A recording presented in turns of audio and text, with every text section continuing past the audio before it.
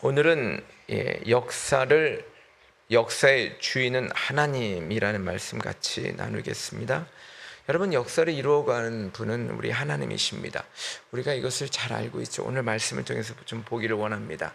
세상은 사람의 힘으로 움직이는 것처럼 보입니다. 그러나 결국 모든 역사는 하나님의 그 섭리와 뜻에 따를 수밖에 없고요. 그것이 하나님에 의해서 이루어진다는 것입니다. 오늘 본문은요, 이 바벨론 포로로 끌려간 이스라엘 백성들에게 선포된 말씀입니다. 이 당시 유다는 이 성전이 무너졌죠. 그리고 나라가 멸망했습니다. 깊은 절망, 무력감, 그들이 참 완전히 망한 것이죠. 그러나 많은 사람들이 여전히 이렇게 생각했어요. 아마도 애굽이 분명히 그 군사력도 많고 풍요한 나라, 부자 나라 애굽이 바벨론을 무너뜨리고 자신들에게 자유를 주고 희망을 줄 것이다, 이렇게 기대를 가지고 있었다는 거죠. 하지만 하나님은요, 오늘 에스겔 선지를 통해서 아니다, 전혀 다른 소식을 전하고 있습니다. 여러분, 그 바벨론은 13년 동안 이 두로를 포위해서 어떻게든지 공격하려고 하다가 오늘 말씀해 보니까 머리가 벗겨지고 어깨가 다 그냥 닳도록 수고를 했습니다. 그 바벨론 군대에게 뭐라고 말하냐면, 너희가 그 의지하는 그 애굽 바벨론에게 내가 그 땅을 넘겨주겠다, 이렇게 말씀하시는 거예요. 희망이 다 무너지겠죠. 이스라엘은 마지막 희망마저 이제 붙들고 있던 이 애굽이 하나님의 손에서 결국은 다 무너진다는 거죠. 사실 애굽은 이들의 든든한 구원자가 되줄 줄 알았습니다만 아니었던 것이죠.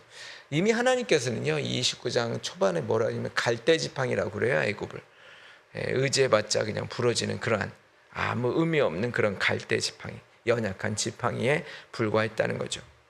여러분, 오늘 말씀 속에서 우리가 생각해야 될 것은 뭐냐면, 나만의 애굽이 무엇이냐는 거예요. 애굽.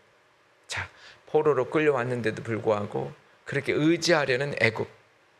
이 세상에 우리가 고난과 역경 속에 살 때 나만의 애굽이 있다는 거예요. 통장의 잔고, 어떤 사람들과의 관계, 인맥, 권력, 아니면 건강, 직장. 그러나 여러분, 이 모든 믿는 것들, 나만의 애굽, 세상이 흔들리면 이것도 흔들리는 거죠. 하나님께서는 그 애굽의 무너짐을 통해 말씀을 하는 것입니다. 우리가 의지하는 것, 이것들은 다 언젠가 무너진다는 거죠. 하나님은 결코 무너지지 않습니다. 세상의 힘도 우리의 현실도 모두 하나님 손에 있다는 것이죠. 그러므로 성도는 애굽이 아니라 하나님을 의지해야 된다는 것입니다. 오늘도 우리는요, 내 뜻대로 되지 않는 것들이 있죠. 여기에 우리는 낙심하지 말아야 된다는 것입니다. 왜냐하면 모든 역사를 다스리는 것은 하나님이시기 때문에, 우리는 하나님의 자녀이기 때문에 하나님께서 우리를 결코 버리지 않으신다는 거죠. 오늘도 하나님을 다시 바라보는 은혜가 있기를 소망합니다. 첫 번째는요, 역사를 주관하시는 하나님 함께 보겠습니다. 여러분, 하나님은 세상의 모든 것을 움직이는 분입니다. 여러분, 오늘 19절 20절만 볼게요. 그러므로 여호와께서 이같이 말씀하시니라, 내가 애굽 땅을 바벨론의 느부갓네살 왕에게 넘기겠다는 거예요. 그 군대의 보상이 되겠다는 거예요. 그리고 20절에 보면은 그들의 수고는 나를 위하여 함인즉 그 대가로 내가 애굽 땅을 그에게 주었느니라. 여러분, 바벨론의 느부갓네살 왕이 대단한 왕이에요, 사실은. 근데 13년 동안이나 이 두로, 계속해서 우리가 두로를 좀 함께 봤죠. 그 두로라는 나라를 이렇게 포위하고 있었어요. 여러분, 13년이지, 말이 13년이지, 애가 태어나서 중학생 될 때까지예요. 얼마나 긴 세월이에요.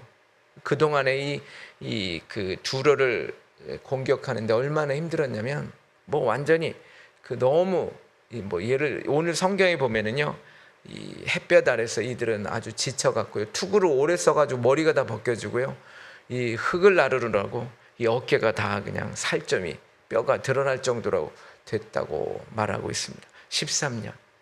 13년을 고생했는데도 불구하고 아무 수고가 그 대가가 없었습니다. 이 지칠 대로 지쳐 있었죠. 그 순간 하나님께서 지금 선언하시는 거예요. 뜻밖의 선언하세요. 바벨론이 고생한 것을 내가 보았다. 내가 그 대가로 애굽 땅을, 자 지금 두로를 공격하고 있는데 애굽 땅을 지금 이들에게 주겠다고 그래요. 여러분, 이 두로는 작은 나라예요. 애굽은 큰 나라예요. 그 월급으로, 보상으로 주겠다는 거죠. 자, 이 세상 사람들은 그저 자 이제 두로를 공격하고 이제 이 바벨론이 애굽도 공격하고 뭐 이렇게, 우리 눈으로 볼 때는 이 제국들이 서로 그냥 싸우고 뭐 이렇게 보이는 거예요. 전쟁처럼 보여요. 이 뭐 두로를 이제 싸우다가 안 되니까 이제 애굽도 뭐 전략적으로 그렇게 하는 것 같이 보이기는 해요. 그렇지만 성경은 이 거대한 역사 뒤에 일하시는 하나님의 손길을 지금 보여주고 있는 것입니다. 하나님은 이 바벨론이라는 이방 나라조차 하나님의 뜻을 따라 사용되는 도구, 한마디로 이 막대기로 사용하고 계십니다.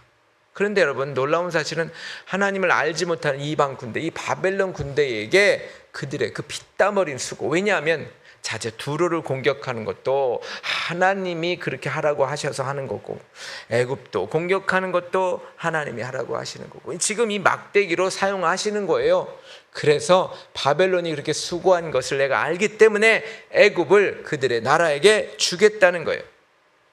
사실은 아까도 말씀드렸다시피 그 자신들의 어떤 야욕을 위해서 이 나라도 공격하고 저 나라도 공격하고 자신들의 생각에서 하는 것 같지만 사실은 하나님께서 그 뒤에서 움직이고 있다라고 하는 것입니다. 여러분, 세상이 내 마음대로 안 돌아가고 혼란스럽습니까? 그럴 때 있죠. 우리가 왜 짜증을 내요? 왜 우리가 힘들어해요? 내 마음대로 안 되거든요.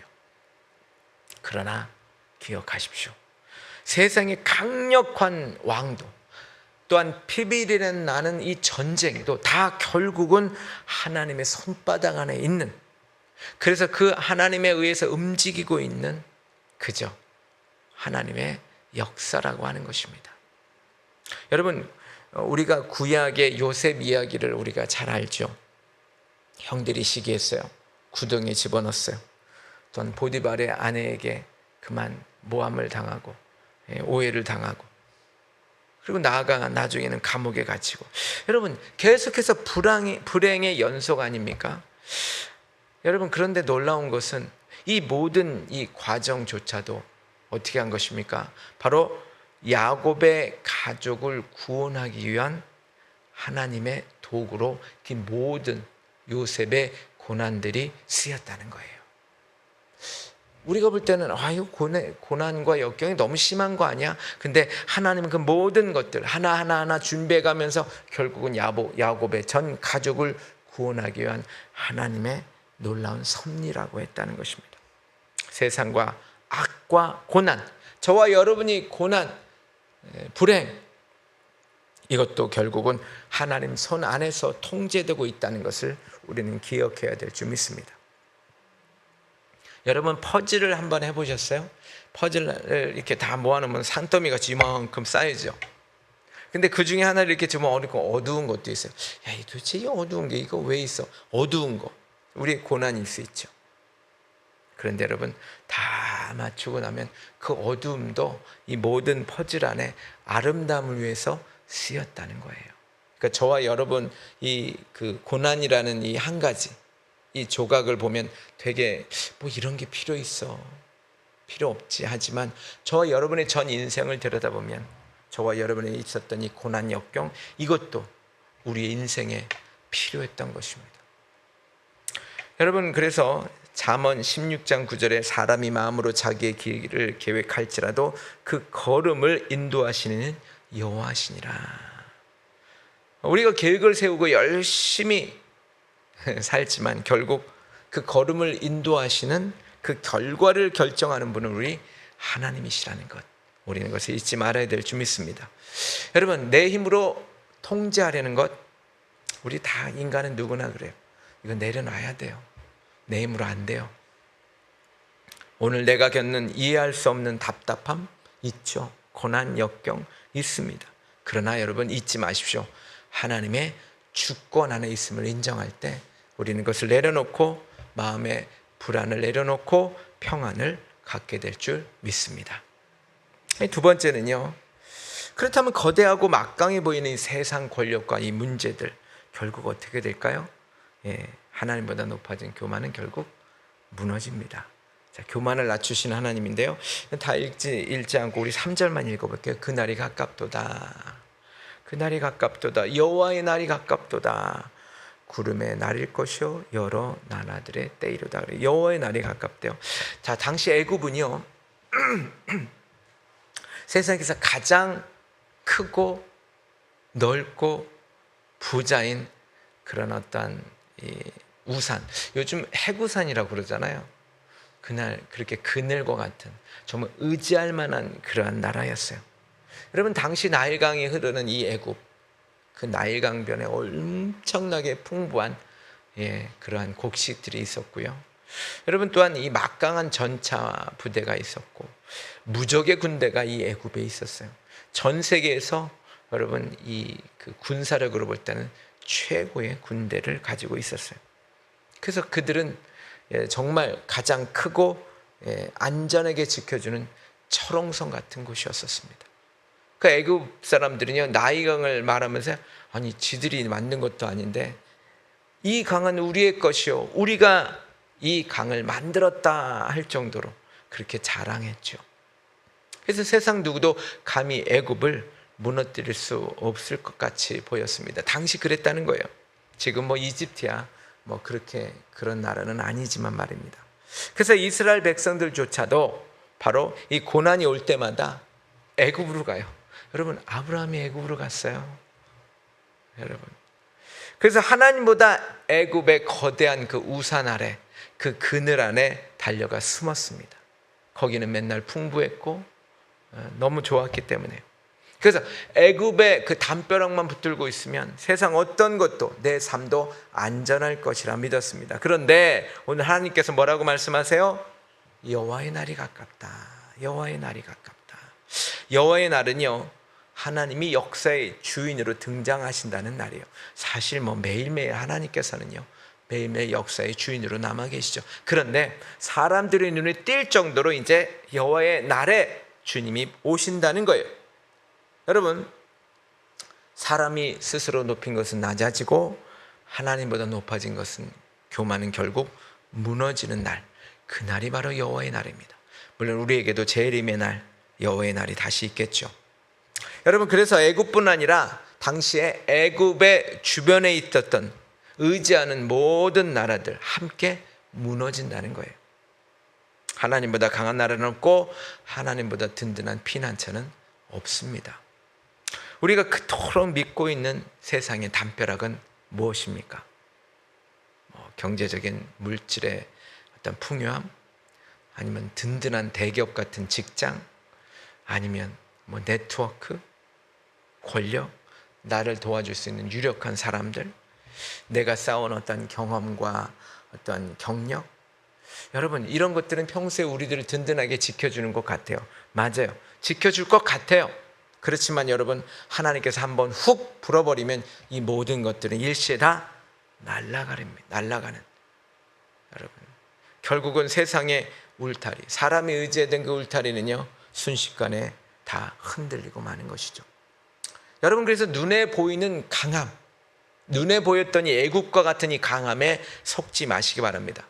결국 우리를 참으로 여러분 굳세게 붙들어 줄 수 있는 분은 오직 우리 하나님뿐이라는 것이죠. 여러분 보세요, 골리앗 보세요. 얼마나 강했습니까? 키는 엄청나게 크고요, 철갑 투구를 입고요, 거대한 창을 이렇게 들고 있어요. 여러분, 이스라엘 백성들은 벌벌 떨었어요. 그 앞에 무력했어요. 무력할 수밖에 없었죠. 그러나 하나님을 의지한 이 다윗의 작은 돌멩이 하나, 물맷돌 하나가 그 거대한 이 골리앗을 무너뜨렸습니다. 결국 여러분, 세상의 강함은 하나님 앞에서 아침 안개처럼 그저 그냥 사라질 뿐입니다. 시편 20편 7절입니다. 어떤 사람은 병거, 어떤 사람은 말 의지하나 우리는 여호와 우리 하나님의 이름을 자랑하리로다. 여러분, 세상의 권력, 물질, 스펙, 세상은 이것을 의지하라 그래요. 맞아요. 그것 때문에 지금도 사람들은 열심히 싸워요. 열심히 일해요. 그렇지만 성도는 오직 하나님의 이름만을 의지할 뿐입니다. 거기가 진짜거든요. 진짜 안전할 수밖에 없는 것입니다. 그래서 오늘 우리는요, 세상에서 나아가서 살 때 우리가 의지하던 애굽을 내려놔야 합니다. 여호와의 날이 가깝습니다. 물질, 인간관계, 나의 경험보다 하나님을 더 크게 바라보는 시선의 변화가 이 시간에 있기를 소망합니다. 세 번째입니다. 그렇다면 이 무너짐 속에서 하나님이 자기 백성에게 주시는 진짜 소망이 무엇일까요? 여러분, 자, 세상은 무너져요. 무너진다고 다 해결되는 게 아니잖아요. 주님이 계셔야 될 거 아닙니까? 그렇죠? 그래서 세 번째는 구원을 일으키시는 하나님입니다. 하나님은 자기 백성에게 구원의 뿔을 일으키십니다. 오늘 21절 보시면 이렇게 되어 있어요. 그날에 나는 이스라엘 족속에게 한 뿔이 돋아나게 하고 나는 또 내가 그들 가운데서 입을 열게 하리니 내가 여호와인 줄을 그들이 알리라. 여러분, 세상이 거대하게 무너지는 심판의 날, 하나님은 그 잿더미 속에서 아주 작은 생명의 한 싹을 나게 하시는데 바로 이 한 뿔이에요. 한 뿔이 자라나게 하겠다. 한 뿔이 돋아나게 하겠다. 여러분, 뿔은 이 동물에게는 굉장한 이 힘이잖아요. 강력한 무기잖아요. 이것은 우리에게는 힘, 통치권, 한마디로 구원의 왕을 말합니다.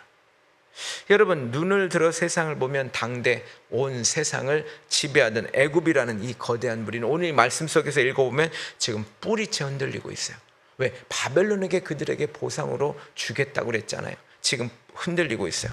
세상 사람들에게는 모든 소망이 이제 다 무너지는 거예요. 보세요. 이스라엘 사람들도 애굽이 무너지고 있거든요. 자신들이 바벨론에 와서 지금 이렇게 포로 생활 가운데 있는데 애굽이 무너져. 우리를 구원해 줄 나라가 없어지네. 이제 우리는 어디에 소망을 둘 것인가? 이렇게 생각하고 있었습니다. 이거 큰일 난 것 아닙니까? 그러나 하나님께서는요, 이 거대한 제국이 망해가는 그때 그 뒤에서는 구원의 뿔, 바로 자기 백성을 위해서 구원의 역사를 조용히 이루고 있다라고 하는 것이죠.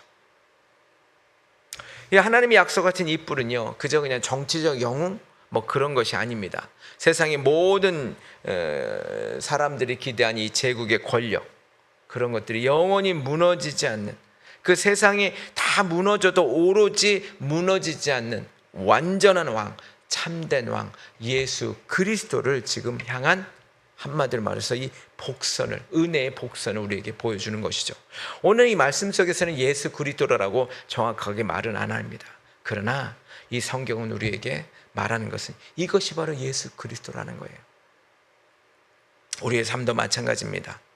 내가 의지하던 세상의 우산, 세상의 그늘, 이것이 무너지고 삶의 한 모퉁이가 꺾여 나갈 때 우리는요, 거의 끝났다고 느껴요. 아, 내가 의지할 게 없구나. 내가 그렇게 참 의지하던 내 모든 것들이 다 사라졌구나. 외롭고 막막하죠. 무력감에 쌓입니다. 그러나 기억하십시오. 바로 그때가 구원을 이룰 기회입니다. 그때가 바로 하나님을 찾을 기회입니다. 그 무너지는 그 자리에서 하나님께서 우리에게 진짜 구원의 뿔을 키우시는 은혜의 시작이라는 거죠. 사람들이 참 이상해요. 저도 그렇고. 왜 이렇게 평소에는 하나님을 안 찾다가 그렇게 큰 문제가 있으면 그때야 하나님을 찾아요. 바로 그게 바로 하나님께서 우리에게 구원의 뿔을 준비하는 시간이라고 하는 것이죠. 하나님은 내 삶의 가장 어두운 날에도 결코 나와 우리 모두를 잊지 않으시고 반드시 나를 구원의 역사를 바로 준비하고 있다라고 하는 것입니다. 여러분, 십자가 사건을 생각해 보세요. 예수님이 십자가에 못 박혀 죽으셨어요. 세상은요, 세상 악은요, 지들이 이겼다고 다 승리에 자축을 하고요, 아주 잔치를 벌였을 거예요. 그렇지만 여러분, 우리 하나님께서는요, 그 가장 어두운 그 순간에 부활의 영광을 준비하고 계셨죠. 사탄은 몰랐어요.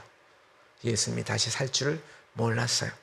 온 인류를 살리는 구원의 뿔을 높이 드신 게 바로 부활입니다. 여러분, 추운 겨울 나무들은요, 모든 잎들이 떨어져요. 죽은 것처럼 보이죠. 그렇지만 여러분, 그 단단한 껍질 속에서는요, 새로운 봄에 피어날 새싹을 준비하고 있다는 것입니다. 눈앞의 상황이 절망적일 때도 하나님께서 우리의 삶 속에서 조용히 구원의 새 순을 우리의 안에 준비하고 있다라고 하는 것입니다. 누가복음 1장 69절입니다. 우리를 위하여 구원의 뿔, 그 종 다윗의 집에 일으키셨으니, 바로 구원의 뿔은 바로 예수 그리스도이십니다. 예수님 안에서 우리는 어떠한 절망도 우리는 소망으로 바뀌게 될 줄 믿습니다. 여러분, 오늘도 저와 여러분의 삶이 답답하십니까? 낙심하지 마십시오. 하나님이 이미 나를 위해서 예수 그리스도를 통해서 은혜의 역사를 진행하고 계시다는 것. 우리가 고난이 있고 힘듦이 있더라도 그 고난과 힘듦 속에 그 밑바닥에는 주님께서 은혜를 준비하고 계시다는 것. 결국 그래서 우리는 이긴다는 것, 우리는 결코 믿어야 될 줄 믿습니다. 결국 하나님께 맡깁시다. 결론입니다. 여러분, 그래서 우리 세 가지 한번 생각하면서 나가겠습니다.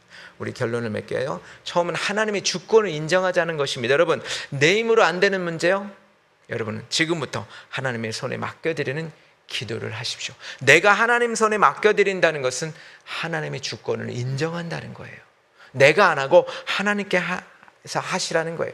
그리고 우리는 세상보다 하나님을 바라봐야 합니다. 여러분, 얼마나 이 불안한 뉴스가 많습니까?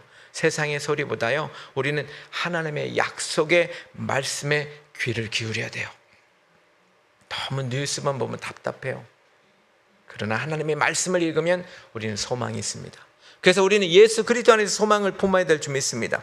나를 위해서 구원의 뿌리 되신 예수님, 바로 오늘도 내 삶을 붙들고 있다는 거예요. 그래서 우리는 소망이 있어요. 세상으로 보면 우리는 소망이 없어요. 세상의 모든 것들은 결국 다 쓰러질 애굽에 불과해요. 그러나 예수 그리스도 구원의 뿔은요, 영원히 무너지지 않습니다. 그러니까 오늘 우리는 소망으로 나를 붙들고 계시다는 것을 믿고 우리는 미소 지을 수 있다라고 하는 것입니다. 하나님, 우리의 피곤함, 우리의 힘든 거, 외로움, 걱정 다 아시고 공감하세요. 여러분, 그래서 우리는요, 삶의 중압감을 오늘 내려놓으시기 바랍니다. 역사의 주인신 하나님이 친히 일하시고 계시고요, 저와 여러분의 삶을 가장 선한 길로 인도해 줄 줄 믿습니다. 오늘도 그 하나님을 바라보면서, 담대히 바라보면서 승리하시는 저와 여러분 되시길 간절히 축원을 드립니다. 하나님, 이 거룩한 새벽에 피곤한 몸과 무거운 마음을 안고 주님 앞에 아버지 나왔습니다. 하나님, 나의 힘과 노력으로 삶을 통제하려다 지치고 눈앞에 막막한 현실 앞에서 외로움과 무력감을 느끼는 성도 혹시 있습니까? 하나님, 내가 의지하던 세상의 작은 담벼락, 자랑들 흔들릴 때마다 불안하며 두려워하며 아버지 정말 걱정했던 우리 약함을 이 시간에 주님 앞에 그대로 내려놓습니다. 하나님, 13년 동안 수고하고 도탈했던 바벨론 군대처럼 내 손에 쥐어진 것이 없이 낙심할 때 이 모든 상황을 보고 계심이 역사를 이끌어 가시는 하나님을 다시 한번 바라보게 하여 주옵소서. 하나님, 내가 의지하던, 내가 아버지 하나님 마음을 두었던 세상의 애굽을 내려놓습니다. 세상의 화려함이 무너지는 그 순간에도 하나님, 우리 삶의 구원의 뿔을, 예수 그리스도를 준비하신 하나님의 놀라운 은혜를 신뢰하게 하여 주옵소서. 하나님, 내가 하려는 그 중압감 내려놓습니다. 역사의 주인이신 하나님께서 내 삶과 가정, 일터, 가정 하나님께서 주인이 되어주시고 가장 선한 길로 인도하여 주옵소서. 오늘도 나를 붙들어 주시는 예수님 이름으로 기도합나이다. 아멘.